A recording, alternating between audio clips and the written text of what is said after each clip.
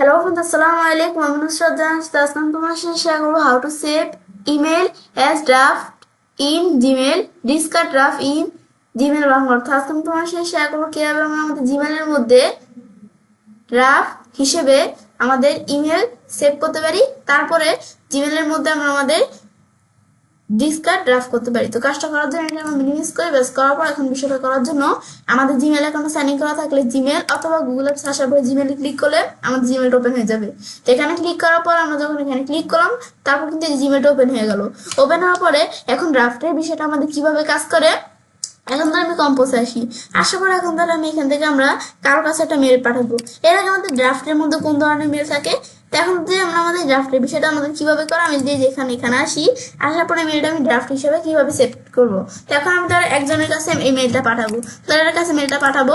তো এই মেলটা যে আমরা পাঠাবো তো এটা আমাদের মেলটা আমাদের কোন ধরনের মেল, কোন সাবজেক্টের মেল এটা আমি দেখাই দিতে পারি। তো আমি ধর এখান থেকে আমরা দেখাই দিলাম এখানে ওয়াও টেস্ট, ব্যাস এখন ধরো একটু একটা মেলের নাম দিলাম আমরা, ব্যাস ওয়াও টেস্ট মেল, ব্যাস দেওয়ার পরে তারপর মেলটাতে আমি দেখবো এই সম্বন্ধে আমি কোনো কিছু লিখতে পারি। তারপর আমি ইমোজি দিতে পারি, এখান থেকে আমরা কি দিব না দিব এগুলো আমরা দিতে পারি নিজেদের মতো। তারপর আমি যেখান থেকে চাইলে আমরা এই যে ফাইল অ্যাটাচমেন্ট করে দিতে পারি। এখান থেকে আমি ধরো কয়টা ফাইল সিলেক্ট করলাম, এন্টার দিলাম, ব্যাস ফাইলগুলো এখানে চলে আসছে। এখন যদি আমরা আমাদের স্যান্ডে ক্লিক করি, এই যে মেলটা আমি এখানে লিখলাম না, এই মেলটা কিন্তু স্যান্ড হয়ে যাবে।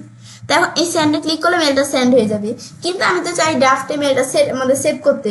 তো সেই ক্ষেত্রে এই যে আমাদের এখানে ক্লোজ অপশন দেওয়া সেভ এন্ড ক্লোজ, আমি যেটা ক্লোজ করি, ক্লোজ করলে কিন্তু এই যে আমাদের ওয়াও টেস্ট মেল, যে মেলটা আমি এখান থেকে আমাদের এই যে এখানে লিখলাম এই মেলটা কিন্তু সেন্ড না হয়ে আমাদের ড্রাফটে সেভ হয়ে গেছে। এখন এখানে ক্লিক করলে মেলটা আমি দেখতে পারতেছি এর কাছে, ব্যাস। তারপর আবার যদি আমরা এখানে কম্পোজে আসার পর ধরো আমি এর কাছে একটা মেল আমি পাঠাবো, অনলাইন শপ এর কাছে মেল পাঠাবো। এখন যদি আমি সাবজেক্ট এটা কোন ধরনের মেল, তারপরে আমাদের এখান থেকে আমরা অ্যাটাচমেন্ট আমরা ফাইল যাই আমরা দেখাই দিই না কেন, এটা আমি ধরো এভাবে সেভগুলো দেখাই দিলাম, ব্যাস। দেখা দেওয়ার পর এখন যদি আমরা এই যে এখান থেকে আমরা ক্লোজ করা ছাড়াও এই যে আমাদের দেওয়া আছে কি, এই যে আমাদের ডিসকার্ড ড্রাফট, এখানে ক্লিক করলে কিন্তু আমাদের এই যে আমি যে এখানে ক্লিক করি এই ড্রাফটটা ডিসকার্ড হয়ে গেল। আমি যখন এখানে ক্লিক করছি এই ড্রাফটটা কিন্তু ডিসকার্ড হয়ে গেছে। আমি যখন কম্পোজে আসার পর আমি কারোর কাছে যখন যে ড্রাফট লিখি, এটা আমাদের এইখান থেকে মেলটা লিখলাম, এখন এখানে ক্লিক করলে কিন্তু মেলটা আমাদের ক্লোজ হয়ে যাবে এবং সেভ হয়ে যাবে। এই আমাদের মেলটা দেখছি এখানে কিন্তু আসতেছে, কিন্তু আমি যদি ডিসকার্ড ড্রাফট দিই তাহলে কিন্তু মানে এই মেলটা আমি যার মেলটা দিই তার কাছে সেন্ডও হবে না, মানে এই ড্রাফটের মধ্যে মেলটা সেভ হবে না। আর সেন্ড দিলে তো সেন্ড হয়ে যাবে আমরা জানি। ডিসকার্ড ড্রাফট দিলাম, মেলটা আমাদের এখান থেকে চলে গেল। তারপর আমি এই মেলটা তো আমাদের ড্রাফটে সেভ করা আছে না, এই মেলটা আমি ডিসকার্ড ড্রাফট করবো। তো এই যে ডিসকার্ড ড্রাফট এখানে দিলাম, ব্যাস মেলটা ড্রাফটের থেকে ডিলিট হয়ে গেছে। তারপর আমরা সিলেক্ট করে এখান থেকে ডিলিট করতে পারি বা মাস্টার বাটনে ক্লিক করবো, ডিসকার্ড ড্রাফট দিলে এই মেলটাও কিন্তু আমাদের এখান থেকে ড্রাফট থেকে ডিসকার্ড হয়ে গেল।